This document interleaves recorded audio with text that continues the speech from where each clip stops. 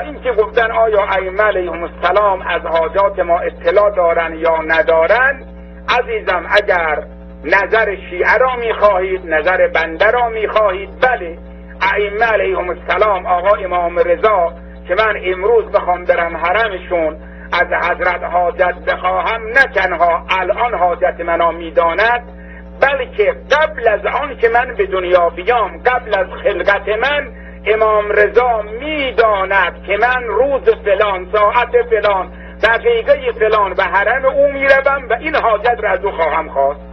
به اذن الله تبارک و تعالی ائمه علیهم السلام از آنچه که بر قلوب مردم به ویژه شیعیان میگذرد آگاهی دارند. ما برای این ادعای خودمون هم از آیات قرآن هم از روایات مفصل دلیل داریم.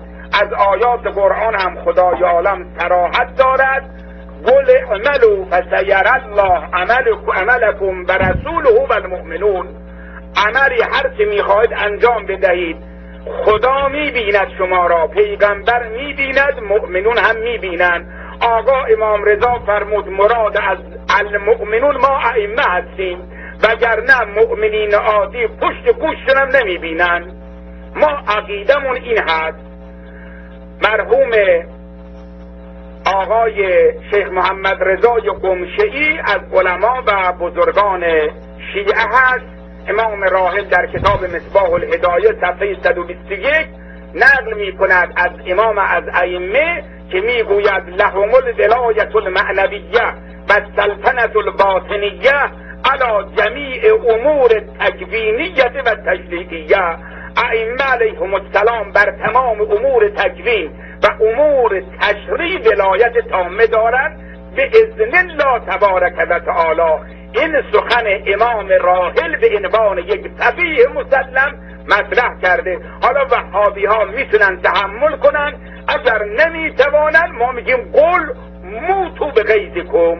مرحوم کمپانی شیخ محمد حسن اصفهانی از فقهای بزرگ شیعه هست، فقیه هست، اصولی هست، عارف هست، فیلسوف هست. ایشون هم صراحت داره. همین تعبیری که من درس کردم میخوام عبارت شیخ محمد حسن اصفهانی بود در حاشیه‌شون بر مکاسب شیخ انصاری. مرحوم قمشه‌ای میگوید فالحقیقة المحمدیه هی التي تجلت فی العالم فالعالم من الذره الی الذره ظهورها و تجلیها. تمام هستی ظهور و تجلی سلسله جلیله محمدیین صلوات الله علیهم اجمعین هستند. این سخن مرحوم قمشه‌ای است به تأیید امام راحل، به تأیید مرحوم شیخ انصاری، به تأیید مرحوم آخوند خراسانی و دیگر بزرگان شیعه. عقیده ما این هست.